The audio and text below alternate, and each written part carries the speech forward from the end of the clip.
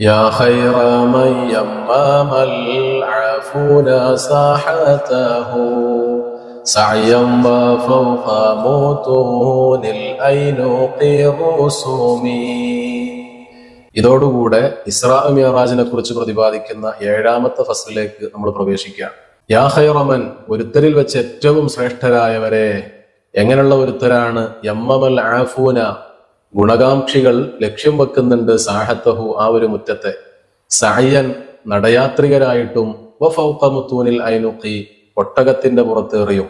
എങ്ങനെയുള്ള ഒട്ടകത്തിന്റെ പുറത്താണ്? അർറുസുമി, ഭൂമിയിൽ മണ്ണിൽ പാദമുദ്രകൾ പതിപ്പിച്ചുകൊണ്ടുവരുന്ന ഒട്ടകങ്ങൾ. അഥവാ വാഹനപ്പുറത്തേറിയും നടയാത്രികരായിട്ടും ലോകത്തിന്റെ ഏതൊക്കെ ഭാഗത്ത് നിന്ന് ആരിലേക്കൊക്കെ ആളുകൾ സഞ്ചരിക്കുന്നുണ്ടോ, യാത്ര പോകുന്നുണ്ടോ, അതിൽ വെച്ചൊക്കെ ഏറ്റവും ശ്രേഷ്ഠരായവരാണ് മുത്തുനബി. അങ്ങനെയുള്ള നബിയെ എന്ന് വിളിച്ചുകൊണ്ട് വളരെ അടുത്ത് നിന്നുകൊണ്ട് അഭിസംബോധന ചെയ്യുന്ന വരിയാണിത്. ഇതുവരെ പറഞ്ഞ വരികളിലൊക്കെ വിദൂരതയിൽ നിന്നായിരുന്നു സംഭാഷണമെങ്കിൽ ഈ വരിയിലും അനുബന്ധമായി വരുന്ന വരിയിലൊക്കെ തൊട്ടടുത്ത് മുന്നിൽ നിൽക്കുന്നത് പോലെയുള്ള അഭിസംബോധന പ്രയോഗങ്ങൾ നമുക്ക് കാണാൻ കഴിയും. അപ്പൊ ലോകത്തിന്റെ പല ദിക്കുകളിൽ നിന്നും ആളുകൾ അവരുടെ നേതാക്കന്മാരിലേക്ക് പല ആവശ്യത്തിന്റെ പേരിലും പോകുന്നുണ്ട്. എന്നാൽ അങ്ങനെ സമീപിക്കപ്പെടുന്നവരിൽ വെച്ച് ഏറ്റവും ഉത്തമരാണ് നബി സല്ലല്ലാഹു അലൈഹി വസല്ലം.